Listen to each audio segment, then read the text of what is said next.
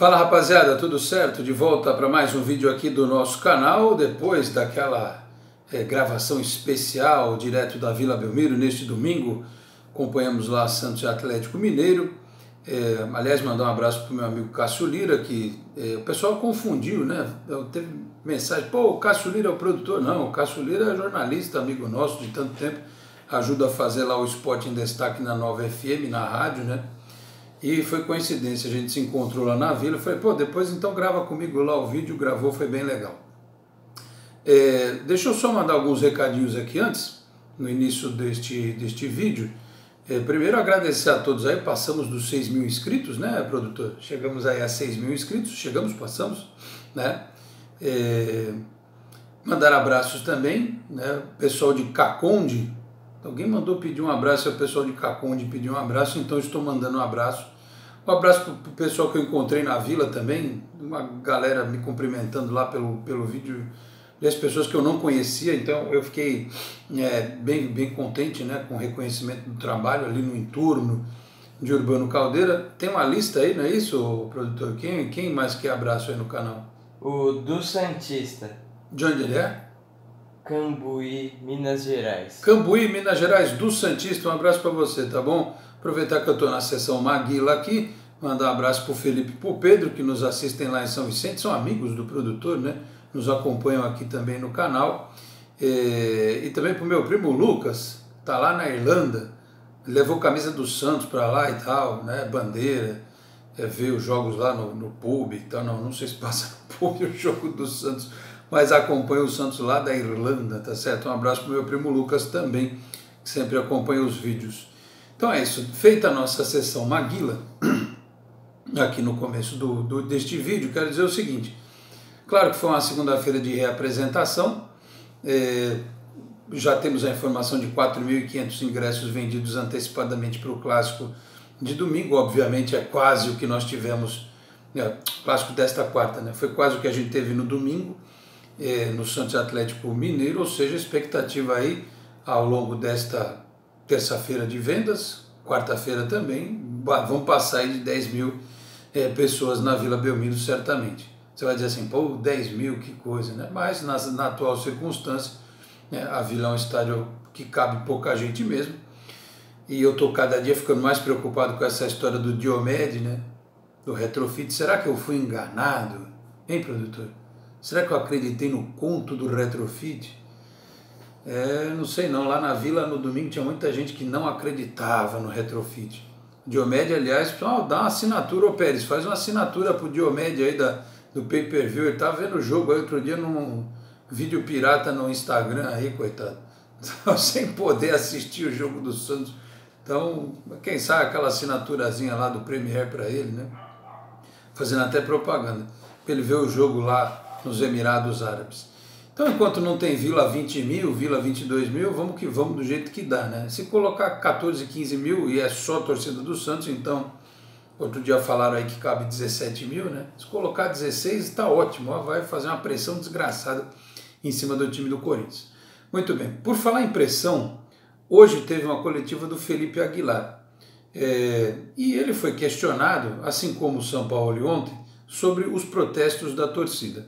O Aguilar falou assim, olha, eu jogava no Atlético Nacional, estou acostumado com isso, né? O São Paulo é que não ficou muito contente de ouvir a torcida reclamando, né, e exigindo alguma coisa que não seja o título de campeão brasileiro.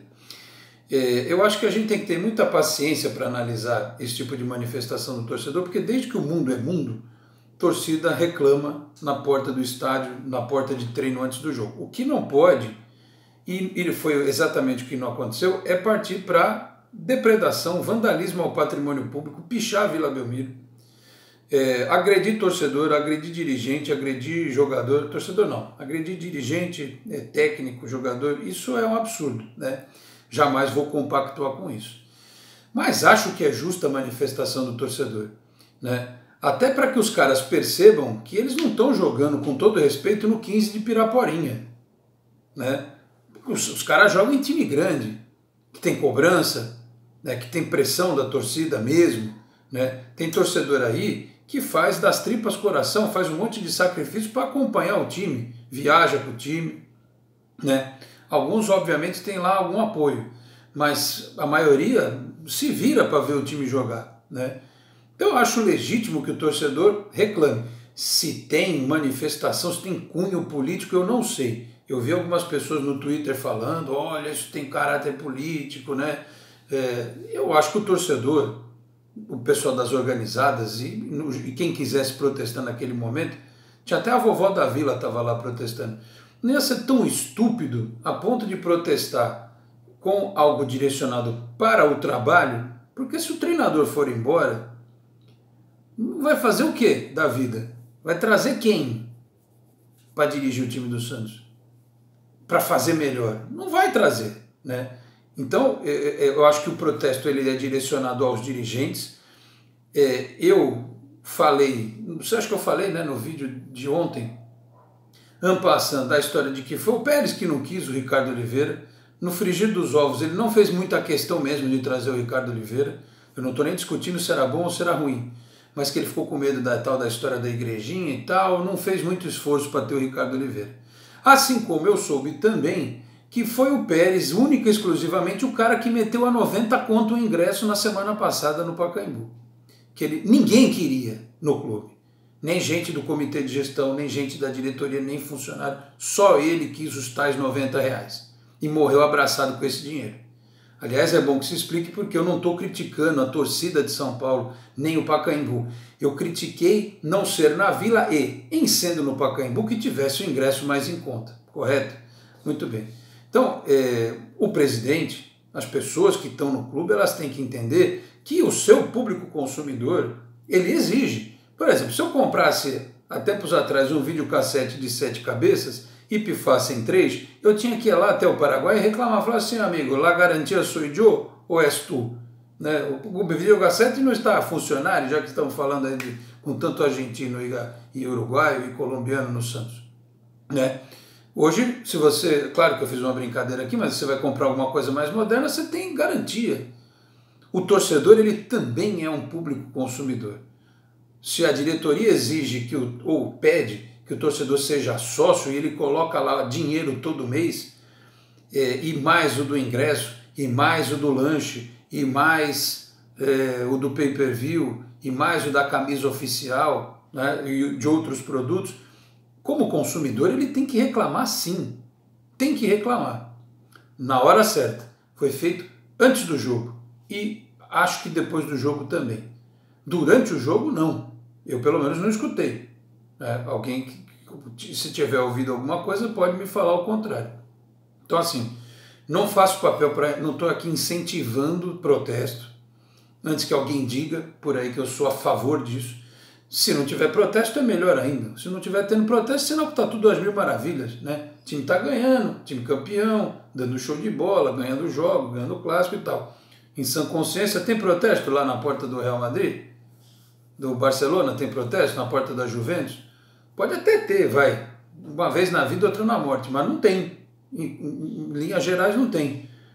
Até vamos trazer aqui para o nosso... Lá no Palmeiras, que tem um caminhão de dinheiro lá, um basculante de dinheiro. Os caras estão protestando lá? Não protestam. Mas quando a batata assa, lá protestam também, ou quando assava. Agora não assam mais batata, agora assam marshmallows, né, que é mais gourmet, coisa de gente rica, gente fina, né?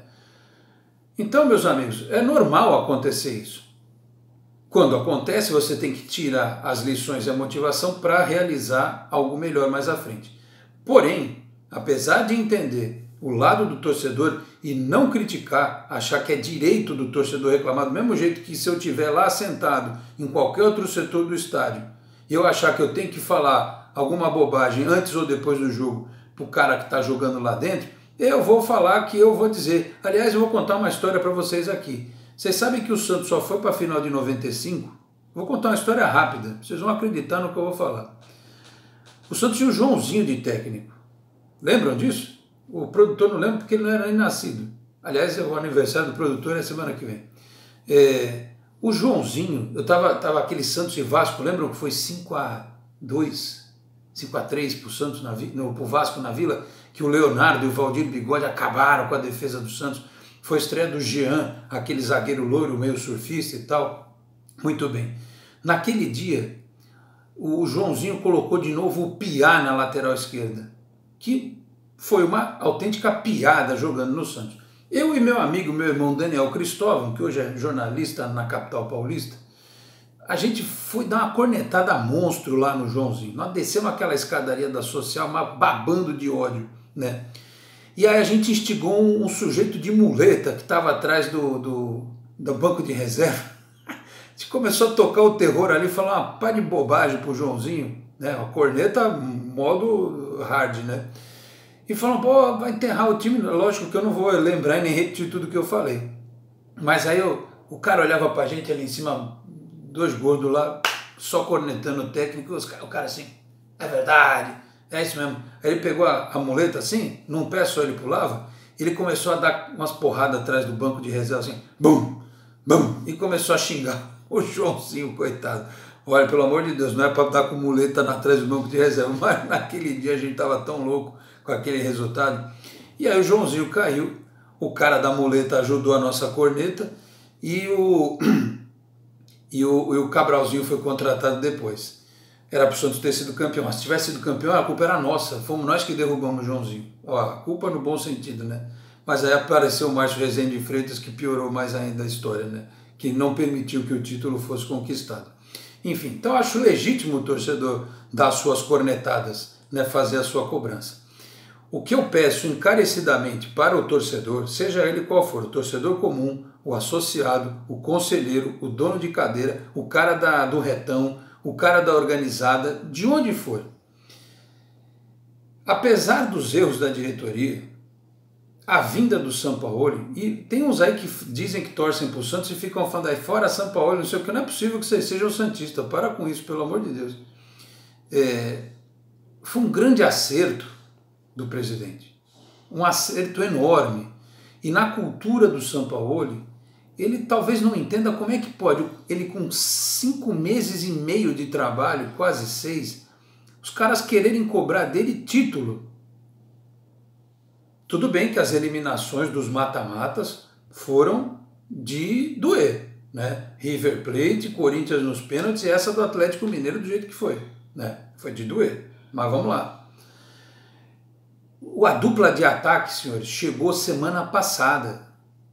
O Rodrigo, que é o craque do time, não criou raiz no clube. Vai embora agora. Não vai nem se despedir, está vazando. Então imaginem num cenário melhorzinho, se o Uribe e o Marinho, por exemplo, tivessem chegado em janeiro, feito toda a pré-temporada com todo mundo, se o Rodrigo fosse ficar até o final do ano, seria diferente. Você já ia ter, por exemplo, uma linha de ataque totalmente renovada, ainda tem o Soteldo que foi bem pra caramba na partida. Os caras com ritmo, com entrosamento, isso não se conquista da noite para o dia, em clube nenhum. Salvo raríssimas exceções, porque aqui no Brasil, em geral, o nosso futebol profissional ele tem um ar meio varziano. Porque às vezes o cara é um pouquinho melhor, ele chega aqui, não precisa de entrosamento, então ele vai e resolve. Mas é muito raro isso acontecer. O cara precisa de tempo, precisa de encaixe. O Alberto no Santos em 2002 chegou aqui super questionado, deu liga com o Robinho, com o Diego, o cara jogou. Aí você vai dizer assim, porra, mas com o Robinho e com o Diego era fácil. Não, o Robigol foi contratado e não jogou. Né? Lembram do Robigol que veio do Paraná? Do Paraná não, do Paysandu? Então, não é simples assim. Ainda mais se você pretende colocar em campo um formato de futebol próximo ao que se joga na Europa, é preciso tempo. É preciso paciência. Você pode não concordar, e aí eu acho que o São Paulo pode ser questionado, se o Everson virar titular do Gol. Eu tenho as minhas dúvidas se é a melhor medida. Se ele, por exemplo, já não deveria estar procurando, dentro do próprio elenco, uma alternativa para o Vitor Ferraz na lateral direita. Até para poupar um pouco o Vitor Ferraz das críticas, inclusive. Né? Eu não entendo por que até agora o Jobson não jogou. Então, são situações pontuais. Por que o Cueva não joga? Porque ele é folgado. É o que me falaram, sujeito folgado. Porque o Jean Mota, então, fica sozinho nessa função. Então, como é que você consegue montar um time? Olha o trabalho que o Palmeiras tem há tanto tempo. Por exemplo, hoje o Palmeiras tem mais chance de chegar em alguma coisa do que o Flamengo. Porque o Flamengo acabou de trocar de técnico, e contratou uma penca de cara esse ano. O Palmeiras tem uma base e ele foi pensando um ou outro jogador. O trabalho do Filipão já está aí há 2 anos, praticamente. Então não é do dia para a noite, senhores, que você monta um time que tem male-male, um time titular e um punhado de bons reservas. Porque você não pode contar com todos o tempo todo. Por exemplo, o Sacha está sendo reabilitado pelo Sampaoli, como o Jean Mota foi reabilitado, né? Então, o Jorge chegou outro dia. Então você tem muito cara que está... A gente não sabe o que a janela pode reservar. Por exemplo, se o Gustavo Henrique vai ficar, se o Lucas Veríssimo vai ficar, né? Enfim, se o Pituca vai ficar. O cara pode ter proposta. Do jeito que o Santos tem problema financeiro, pode vender. E aí faz como? Entendeu? Então, assim, o torcedor tem que ter paciência. Eu sempre... O ano passado eu dizia, na rádio, o projeto do Santos para este ano, de 2019, seria a Copa Sul-Americana.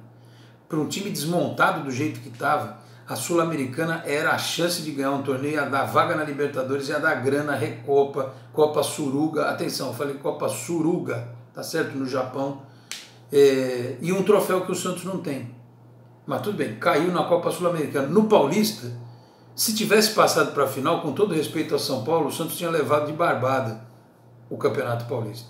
Mas foi quase, senhores, foi sempre no detalhe. Gol qualificado na Copa Sul-Americana, pênalti e, porra, tomar um contra-ataque besta no segundo jogo com o Atlético, né? Na pior das hipóteses, podia ter ido para os pênaltis. E no Campeonato Brasileiro o time está em segundo. Está em segundo. Num torneio que, se o Palmeiras avançar na Copa do Brasil e na Copa Libertadores, os caras podem dar uma desviada de foco no brasileiro, e se o Santos estiver lá colado, pode chegar. Porque tirar o Palmeiras pelo entrosamento e pela quantidade de jogadores, o Flamengo pelos talentos individuais, de resto, minha gente, é tudo igual. Nós vimos aí contra o Atlético Mineiro, que tem um meio de campo, Casares e Luan, 2 caras que, pô, deram uma canseira no time do Santos. E o Santos foi lá e enfiou 3-1 no Atlético. Empatou lá, lembram? E perdeu no Pacaembu porque ele tomou um gol besta no primeiro e o outro foi um contra-ataque. Então tinha tudo para ter passado. Foi sempre ali, no detalhe, no fio do bigode, não do Pérez, mas no fio do bigode. Ou seja, é uma clara demonstração de que o trabalho está sendo bem plantado, tem condição de crescer. Agora, o São Paulo talvez não esteja acostumado com a cultura da torcida brasileira, é fato. Na Europa não é assim, no Chile talvez não fosse. Mas ele tem que entender. Agora, eu peço também ao torcedor que não ultrapasse a linha tênue do protesto para alguma cobrança exacerbada e desmedida. Porque se o cara resolver pedir o boné, botar naquela careca dele lá e vazar, a nossa vida vai ficar ruim. Se o São Paulo for embora. Pô, eu tenho certeza, atesto para os senhores isso. Se for cornetar, cornetem a diretoria. Não cornetem o time durante os jogos. Pode até cobrar, né? E o treinador principalmente. E outra coisa, vocês já entenderam como é que funciona a filosofia do cara. Não achem que ele vai mudar. Compraram o pacote completo. Ele vai jogar sempre desse jeito. Ele vai jogar em cima, vai jogar atacando, nem que ele perca o jogo, mas ele vai jogar atacando. E a gente vai correr esse risco. Então é uma questão de escolha na vida. Ou a gente quer esse futebol, que vai ganhar e perder, né? Mas que precisa de repetição, muita repetição, até se tornar extremamente competitivo, ou a gente faz o mais do mesmo.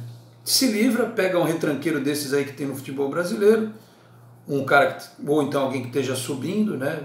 Um jovem qualquer aí, tipo Jair Ventura, não o Jair Ventura, mas tipo, mete aquela retranca, faz aquele jogo reativo, ganha como ganhou o Campeonato Paulista contra o Audax, né? O Audax martelando o Santos foi lá, pumba, uma bola no Ricardo Oliveira e gol e título, e a gente vai se conformando com isso, é uma questão de escolha, tá certo? Então, meus amigos, é isso. Para resumir, quanto tempo eu já falei, produtor? Eu não ia falar nada, já estou falando pra caramba. Quase 20 minutos. Vixe Maria, chega, falei muito. Então é isso. Protestem, cobrem com responsabilidade. o importante para o Santos é que o trabalho tenha continuidade e seja melhorado. O Copete está indo embora, vai dar uma aliviada na folha de pagamento, tem que vazar o Kleber, tem que vazar o Brian Ruiz, dar uma respirada financeira e tocamos o barco, tá certo? Então, meus amigos, era isso. Queria agradecer a todos pela audiência do canal que cresce a cada dia. Espero que os senhores tenham entendido a mensagem. Acho que a gente tem que voltar nesta terça, né, o produtor, à noite, mais um vídeo. Nossa, semana um monte, hein? Até porque depois, quando tiver Copa América, vou tirar férias, viu? 11 dias os caras vão estar de folga, o que eu vou falar aqui, né? Só se eu contar alguma história. Vamos ver, tá certo? Então é isso.